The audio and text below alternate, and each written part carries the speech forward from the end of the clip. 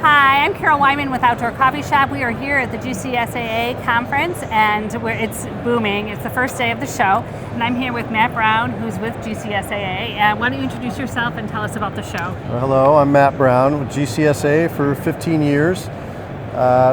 GCSAA is the Golf Course Superintendents Association of America. We're dedicated to serving our members, and one of those ways is right here at our trade show. We've brought together over 450 exhibitors.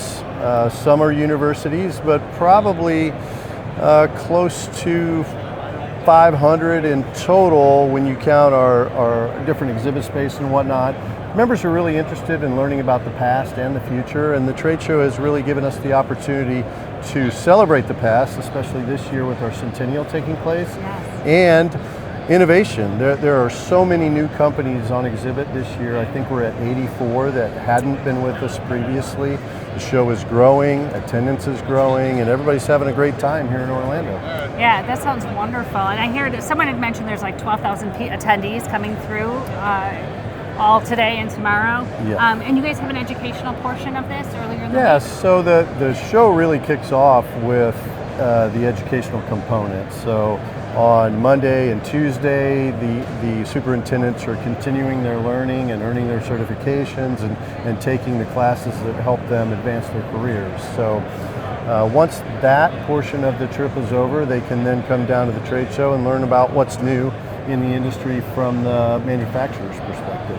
Yeah, and a lot of people say that this is great for professional development, this is great for networking, but it's also seeing your friends, like being able to regroup with people. This year in particular, because of the centennial, there are a lot of retired members who are here. I've seen so many conversations, so many hugs, so many smiles, just folks getting together and celebrating 100 years, but also the superintendent world is a little bit like college athletics, where you'll have a prominent golf course superintendent who mentored many assistant superintendents. They went on to get their first head golf course superintendent job, and the tree continues to grow limbs.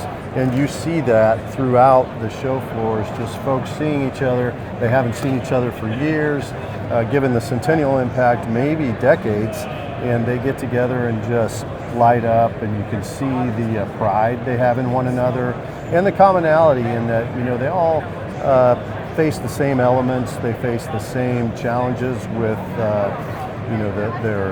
their work, and it really bonds them together in a unique way.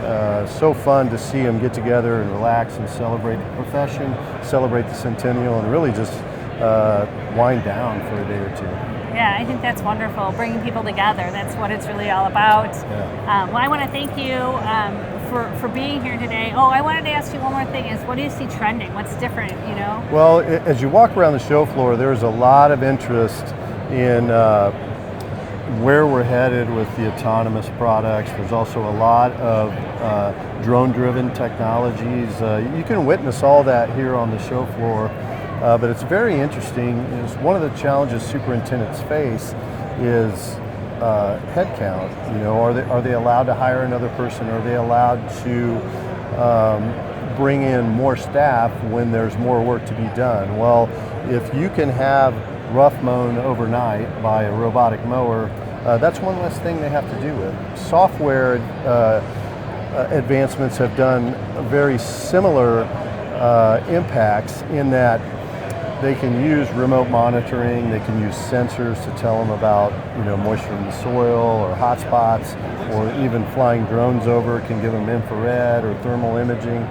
Those things are becoming more and more commonplace and less costly as they get adopted by more, and we kind of get over the implementation or the R&D phase and into the implementation phase. Right, yeah, you can see that a lot, and you can see just the automation for the mowers and just like the hydraulics and being able to monitor everything, all the technology has really made a difference and elevated just what the golf course is like. That's one thing I kind of skipped was electrification. You find now, just like in the auto industry, the electric cars are becoming more and more approachable, more and more commonplace. When you go to electric, you don't have all the hydraulics, not as much as you would have in a gas-powered vehicle. So they're a little less worrisome on the golf course because they don't leak anything. Oh, because yeah. they're electric. So. And that's a win-win, right, Yeah, for everybody. So, well, great. Well, thank you so much. This is Thank Matt you. Brown with the GCSAA, and he's been here. Come see us next year in New Orleans. Ooh, yes. Laissez bon temps And I'll be doing more interviews on the floor. So thanks for joining us today. Carol Wyman, Outdoor Coffee Shop. Thanks. Bye, y'all.